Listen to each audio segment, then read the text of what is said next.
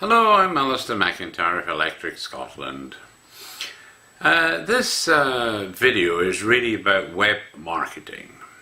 I've thought for many years now that the marketing people just really don't understand the web. And I thought I would maybe give you my take on it and how basically we've had so many missed opportunities that it's just terrible. If you think about it, I'm a guy that predates the web. I'm probably one of only a few people left that started online businesses way before the web started. Because most of them have died off, unfortunately, but there's a few of us still going, me included. But back in the days when the web suddenly exploded on the scene, we were the early adopters back in those days. And we understood the principle of the web. I mean, there was two major reasons for the web development and the internet, and one was there was a need to have robust communications worldwide, so that if a major bomb went off somewhere, because of the robustness of the internet, we could still find new ways of still getting the information to where we wanted it to go. So there's tons and tons of redundancy, because there's many ways you can get your information from one computer to another. But the second, and probably the even more important aspect, was collaboration and sharing. And I think that's where we've signally failed. Because back in the very early days of the web, I mean, I was advocating for sharing and cooperation. But in the end, we all went our own ways and did our own things. And now I think we're in a time with the web that we've just lost the plot as far as business marketing is concerned. Social networking really is not delivering that much at all to your bottom line.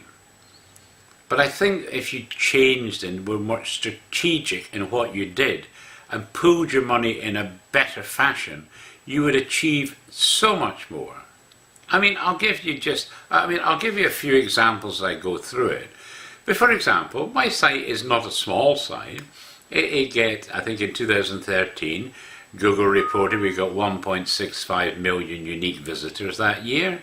That's not a small market, and my market is actually to the Scots diaspora around the world. That's home and abroad. And I know there's at least 1 million Scots in England right now from the current generation. So, you know, we spread all over the world. So if you look at my particular market, I'm exploring the history and the culture and the literature and everything about Scotland, going way back.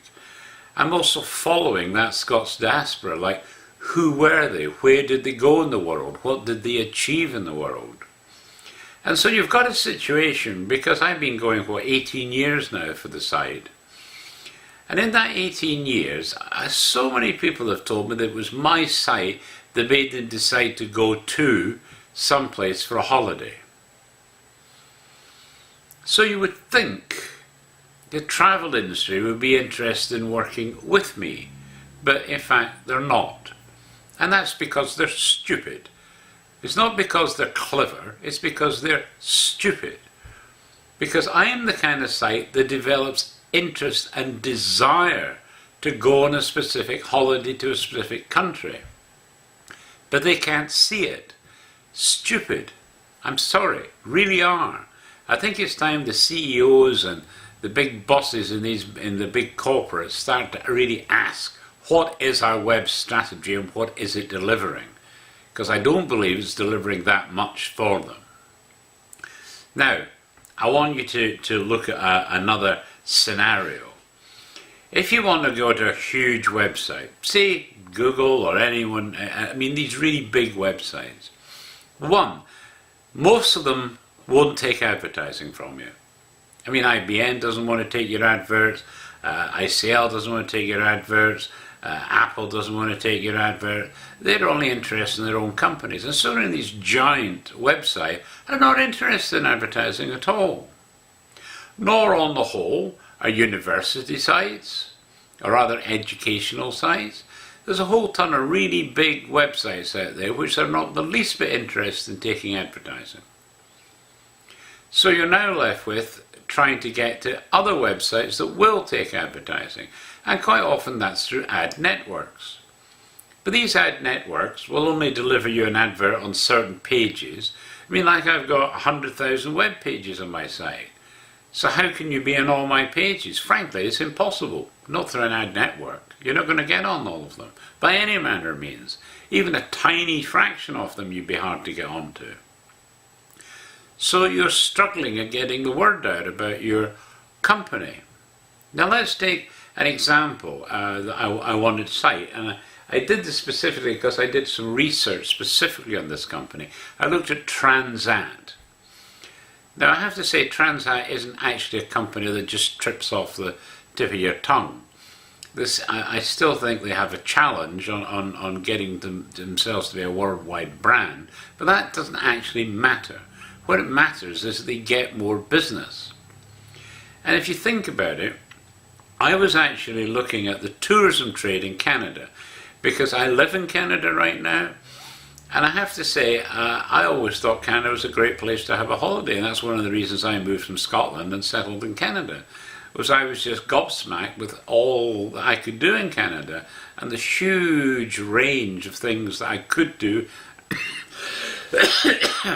I mean, there's a lot of flat places in Canada, but there's tons of mountainous places. There's tons of lakes. I mean, outdoor pursuits in Canada are huge. So, I looked at Transat, and I found through Transat that they had a company called Canadian Affair, and they were selling tours to Canada from the UK. So I had a look at some of their offerings, and I was looking at the tour of BC, and one of their multi-day tours, they said, we'll go on the Canadian Mountaineer, or the Rocky Mountaineer, I think the company is Rocky Mountaineer. And this is a 2-day train journey through the Rockies. But they give it like a, they say in the word, about 3 lines of text they give to this, fantastic scenery, that kind of stuff. But that everyone says fantastic scenery. I mean, everyone. So what's different about it? And that's where I believe Canadian Affair have failed. They haven't made a play of that. Now, if you were working with me in collaboration, I could send you to a specific page on my site where you can watch a 30-minute video of the Rocky Mountaineer trip. And I would dare anyone to look at that video and not want to go on that trip. It's just out of this world.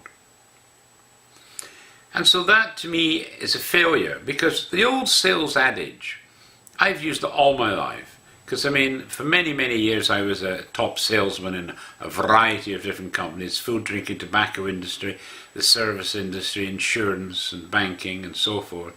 So I mean, I've got a wide background. I've always been very successful in sales. But the adage was attention, interest, desire and close. In other words, you have to get someone's attention before you can even start talking to them. But then you have to develop in them an interest in what you're going to discuss. And then you have to develop the desire for them purchasing your product or service. It's like, what's in it for me type of thing. And then you have to close the sale. So these are just 4 very simple, basic ways of actually closing a sale. What I can see from the trade is they get your attention because they've actually somehow or other, you've arrived at their website. So you've got their attention, and they'll start to explore your site, which is the interest bit. And if you're not getting their interest pretty fast, they're going to go away, of course. But if you get them interested enough to start looking at a tour, and they're reading about where they can go on that tour, you've got their interest at that time. So what you need to then do is develop a desire in that person to take that tour. And I think that's where Transat have singularly failed, as has most of the tourism trade. It's the desire bit that makes them want to go and close the sale by booking the holiday. Now, I want to take that slightly further. Because clearly, if you're in that travel trade, advertising on Electric Scotland and working with Electric Scotland makes a lot of sense, especially in the travel trade. But I don't cover every area of the world in massive depth.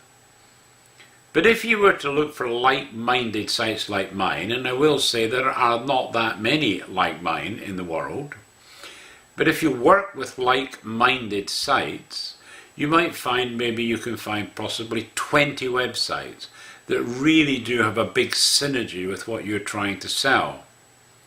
Then what you do is you work with them in partnership.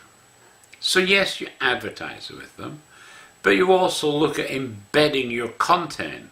So for example, when you discuss this tour on Canadian Affair, you could put a little link that will go directly to my British Columbia page on Electric Canadian site, where right away you would see the video for the Rocky Mountaineer.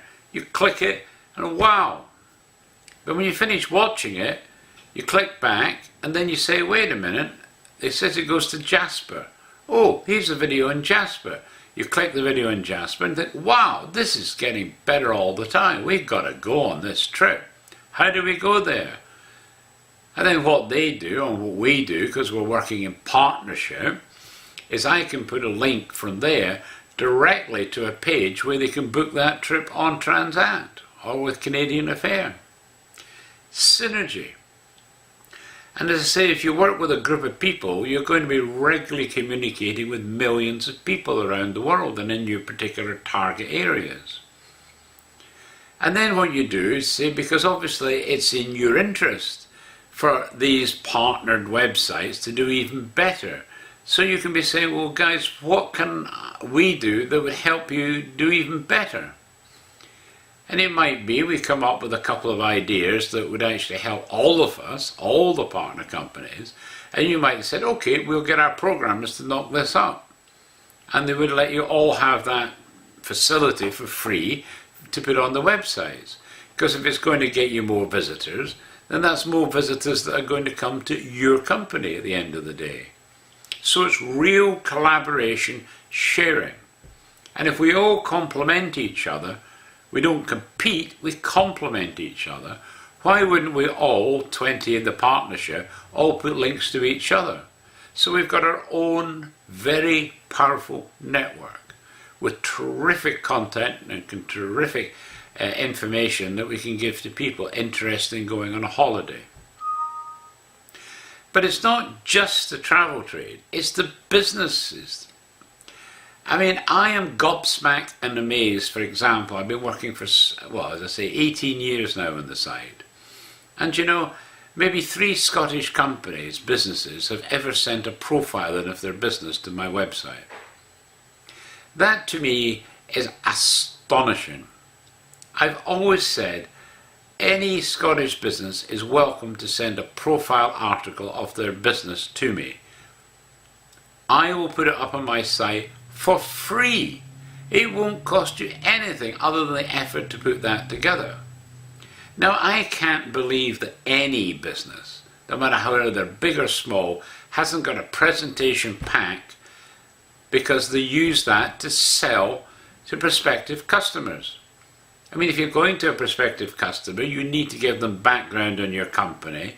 You need to tell them what you're doing today and why you're a good company to do business with. That's just a sales presentation.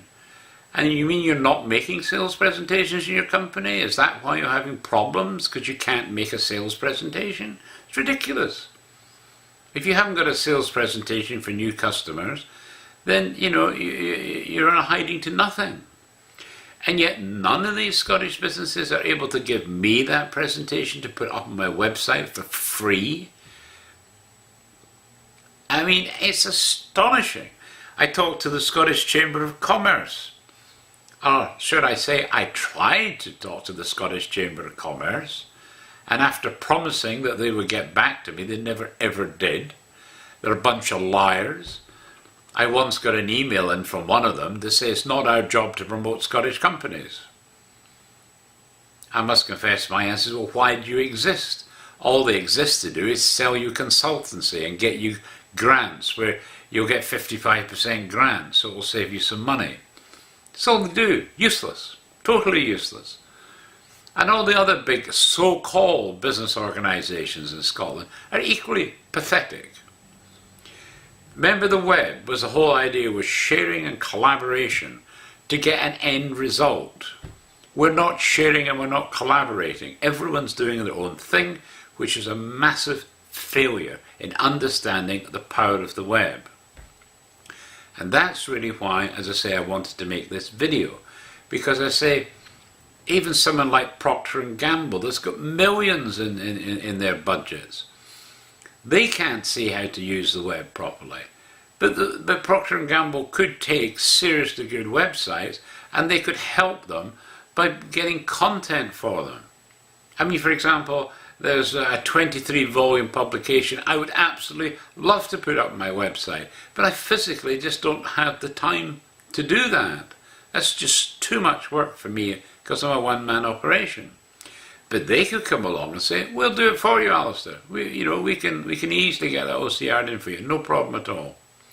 And then I can put a big thing at the time, sponsored by Procter & Gamble, and put a link to their website or anything. I'd even carry some stories about Procter & Gamble.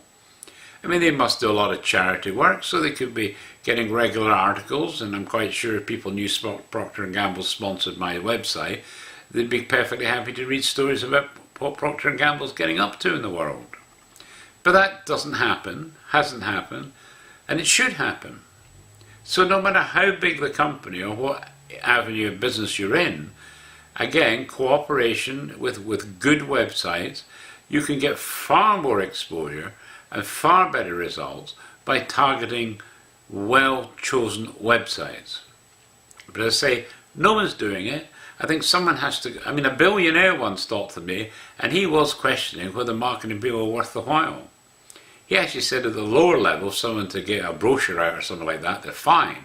But ask them to do any imaginative work, he said, frankly, I can come up with better ideas than they can. He said, they'll always give me 10 reasons why they can't do something. And if I actually say, well, if you can't do that, then what's the point of me hiring you? Oh, well, maybe we can come up with some idea now. See, job preservation, that's what it is. So really, marketing people, you've got to start thinking out of the box and realize real collaboration, real sharing can actually do your business a power of good. It won't matter whether you're large or small. So there you go. That's all I wanted to say was, web people, web marketing people, wake up. There's great opportunities out there, and if you don't do something about it, eventually someone's going to wake up and do something. And by the time you realize it's happened, you won't be able to book these companies and websites that you really need for your business because someone else will have done the partnership agreement with them, and you've lost out, and lost out for good. So unless you start grabbing these opportunities when they're available, you're going to lose out big time. And that's why social media is not getting the kind of advertising that it needs to get, because it's just not working. There you go, guys. Hope that's helped you think, at least. And I hope you marketing people that read this or listen to this or watch this video will start thinking, maybe it's got something. Maybe we should reappraise how we advertise and how we promote our business on the web. Remember, sharing and cooperation is good. Working on your own really isn't. Thanks for listening.